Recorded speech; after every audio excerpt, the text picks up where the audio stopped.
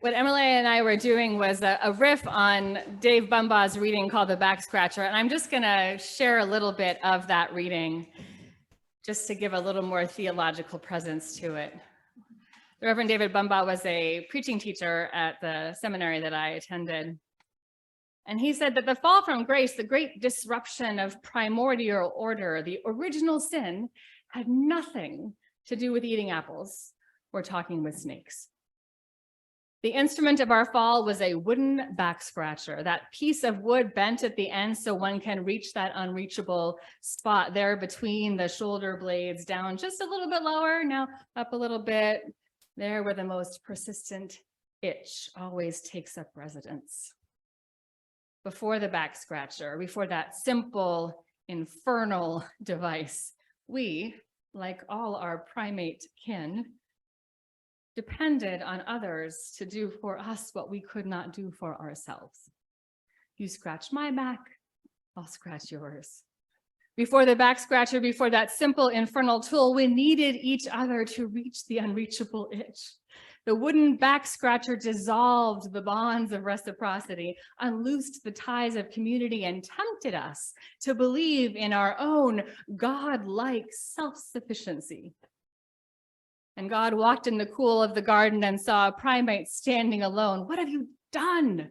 God asked, "that you stand alone?" "I have found the back scratcher," said the beast, "and now I need no one." "Poor beast," said God, "now you must leave this garden. In Eden, no one stands alone. Each depends on the others." And thus we began our wandering, our pacing up and down the earth, scratching our own itches, pretending self-sufficiency, trying to ignore that persistent sense of loss, that vague yearning for primordial order, a world where you scratched my back and I scratched yours.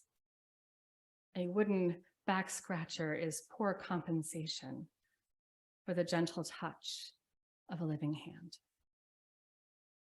Here ends our readings.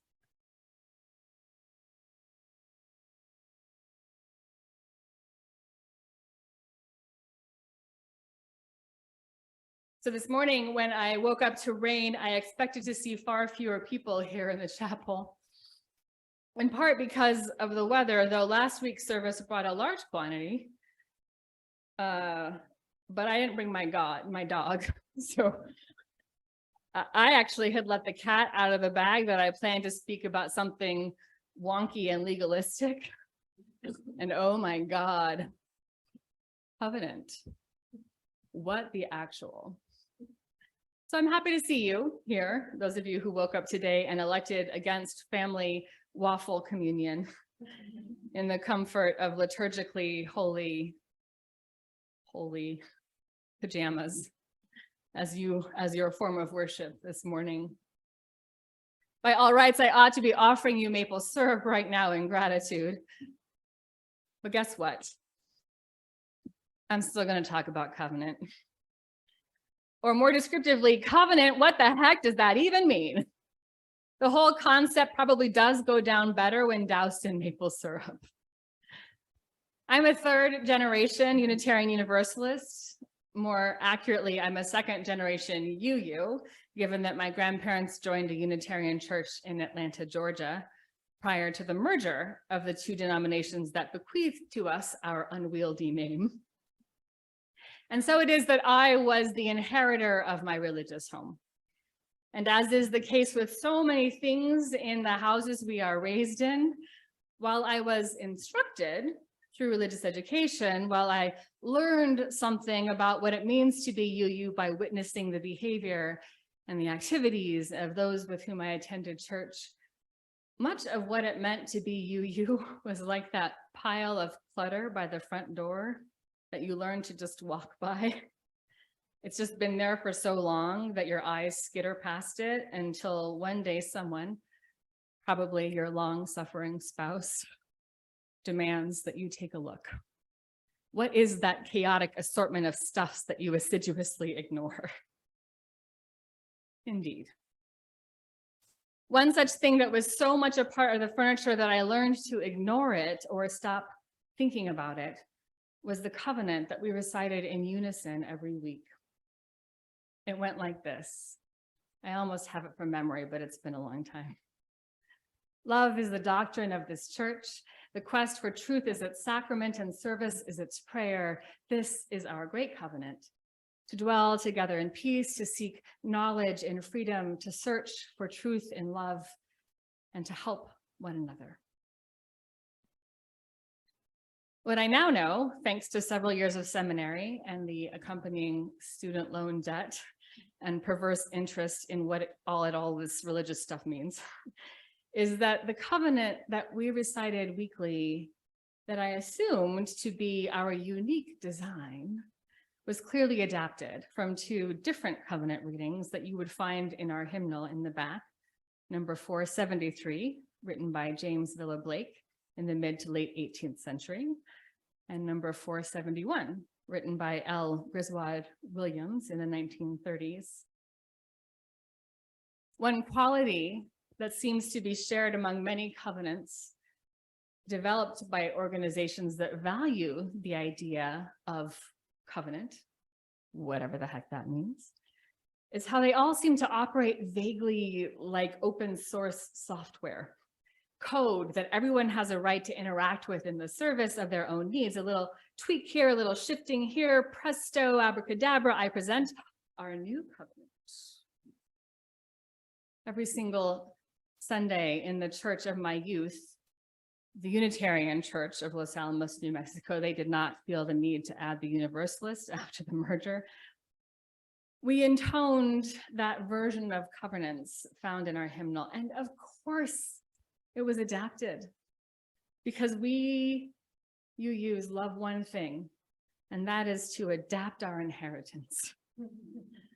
See, as an example, the lyrics to the Christmas carols found in our hymnal, the ones that we ministers have come to dutifully ignore each December because, while virgin birth and the miracles of angels don't fit easily into the theologies of most UUs in the pews, we're more than willing to throw out our theological rationalism in favor of nostalgia.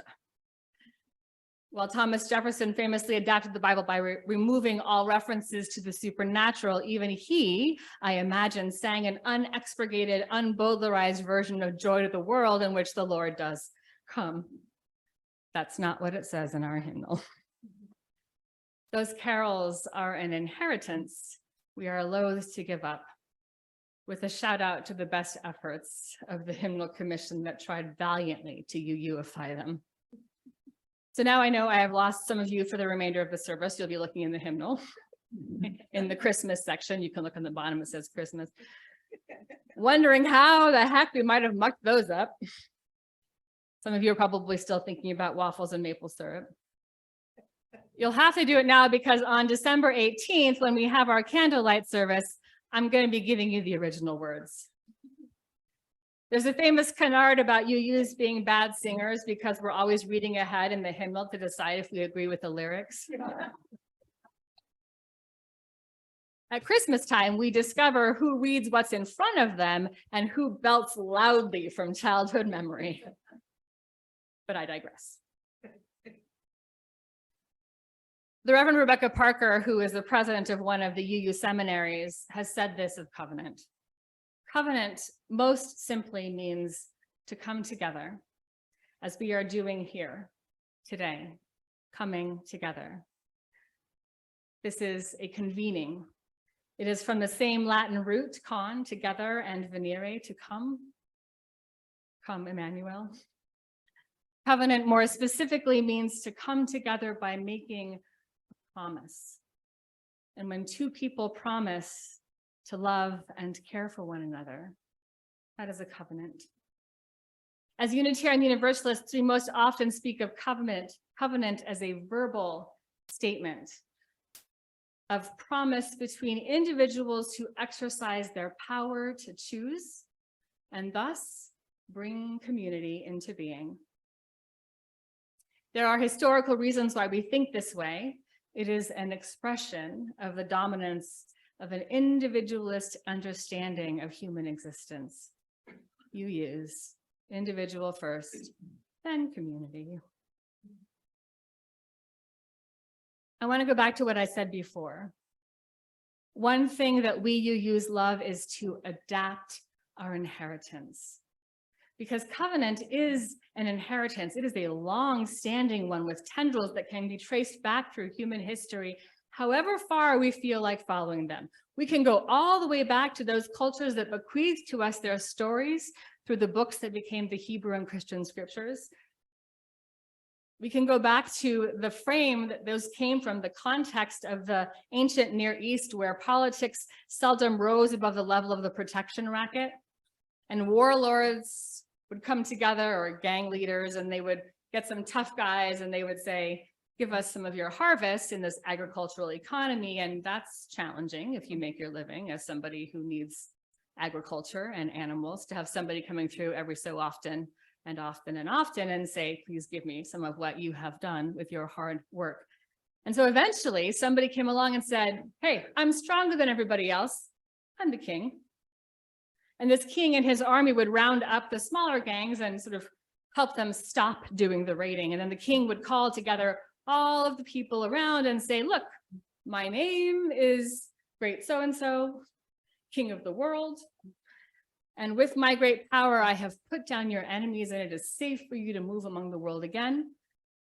But on a certain condition, which is that you will send me an annual tribute, a small one.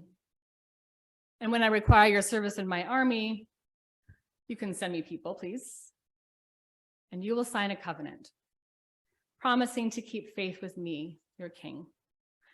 And just so you don't forget about that covenant, you will store that writing in a sacred place, and you will read it annually to the whole population so that everybody knows you are my people. I am your king. You will keep your word. I will keep mine, and things will go well with you. Break your covenant with me and you'll be very, very sorry. That's the end of that, right? And covenants like this were found throughout the ancient Near East by a whole bunch of archaeologists. And then there were some people who did it well, some people who took care of those under whom they had control, over whom they had control. And some of them got greedy. Some of them used that covenant to crush people down under the weight of their greed and their ego and their opulence. And then somewhere down the line, as we trace this, somebody said, wait, this is metaphor, this idea of covenant. It doesn't have to be about the mighty oppressing the many. And monotheism rises, and we see the metaphor of covenant become to be adapted to offer hope instead of just safety. People began to see how the God began being spoken of was not like those warlords and their kings with their greed and their ego and their palaces. The God that was being spoken of was generous and creative and a giver of life and rain and sunshine and crops. And this God clearly loved the world over which he, male gender pronoun intentional, had dominion. Why would we not love such a God in return? Why would we not follow the example of this God and love one another and our land and our animals just as this God does? We don't need a covenant with those kings. We need a covenant with this God. And so it continued on, down and down and down. We thought, hey, if we're going to have a covenant with that God, we might as well go ahead and do some of the things that that God does in the world. I don't know, like say, love people instead of fight them. All that this God requires of us, says the scripture, is that we love him and love our neighbors as ourselves and keep the natural common sense laws of a peaceful community because we love. But then somewhere down the lines of history, someone said, wait, this metaphor, this idea of covenant, it doesn't have to be just for us, for our community. Couldn't it be about more than being a nation, a people? Couldn't it be about the individuals of many nations covenanting through belief? This is the logical consequence of a people living under oppressive occupation when Rome conquers, and those many different nations and people living in the conquered state say, wait, what if we have more in common with one another than we thought? We need a new covenant, they say. Or Jesus said. And the people listened. And so we can go all the way back there and source this idea of covenant, or rather than thousands of years, we can go back hundreds of years and see how this idea of covenant looked then, because that's the covenant, the open source code that gets changed and altered and moved and mucked about throughout history. The open source code that we're playing with today. The covenants that were created by our Puritan forebears. We can look at the history of American Unitarianism that grew out of Congregationalism, that grew out of the Puritans who landed on this shore and made covenants among themselves for how they would be among and toward one another. I use that language intentionally, how they would be among and toward one another, looking in. They had pretty words and flourishy signatures that adorned foundational documents that took them all the way back to the ancient Near East, only this time, if we're generous in our telling, maybe without even realizing it, they had become themselves the warlords, the in-group. And eventually they began to enact a steeper and steeper price on those who were not part of the initial covenant. The covenant ostensibly built on a foundation of love. How many of you are thinking about waffles right now?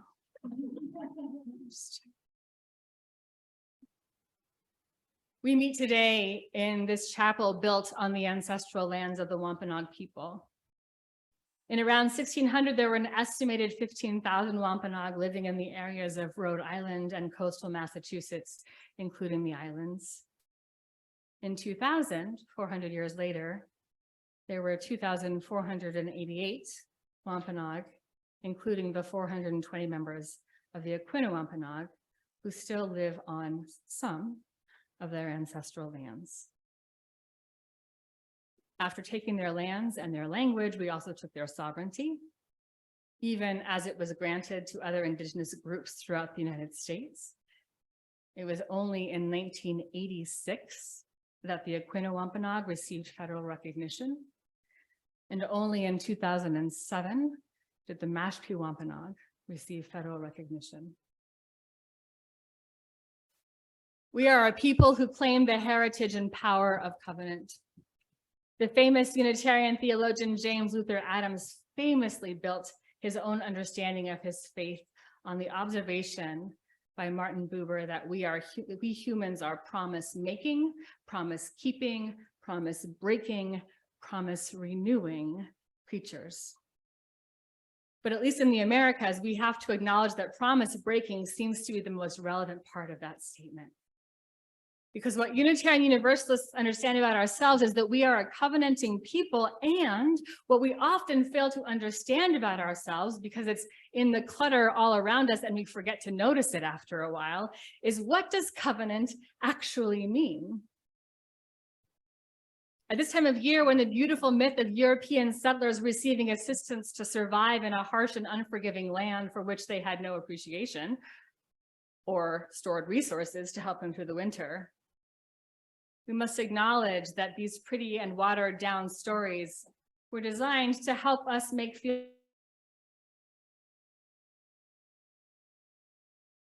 after, up to and including genocide. This holiday of feasting, since Wampanoag activist Frank Wamsuta James gave a speech about it in 1970, has been called a national day of mourning among our closest indigenous neighbors.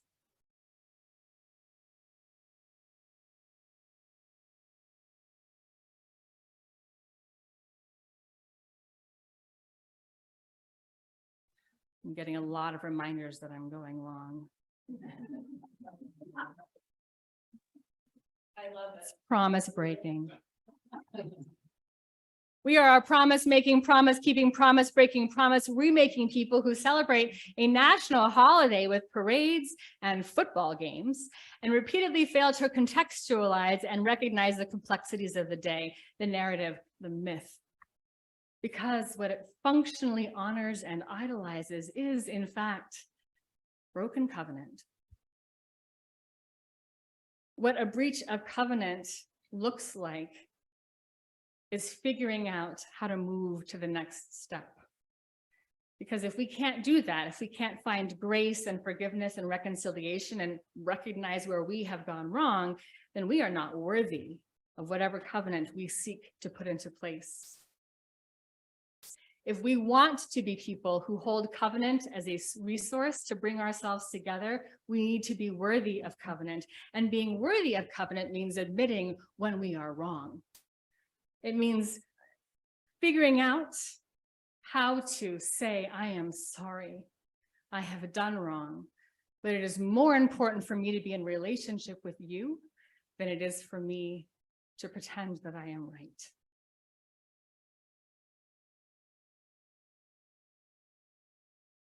My own personal beliefs, the faith out of which I have made meaning of this thing called life, starts by putting the concept of covenant as a bedrock, and out of which the rest of my faith grows.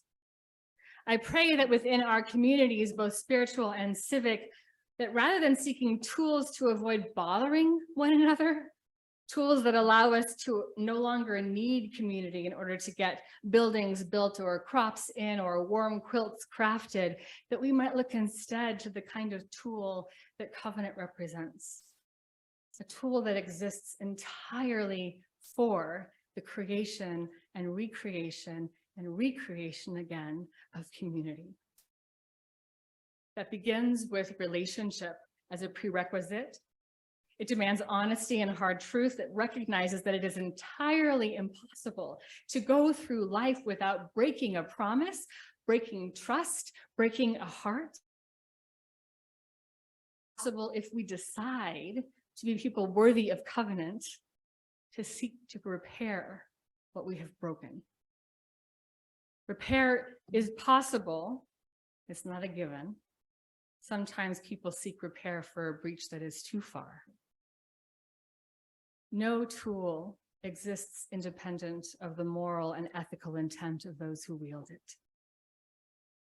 May we value covenant enough to understand its power.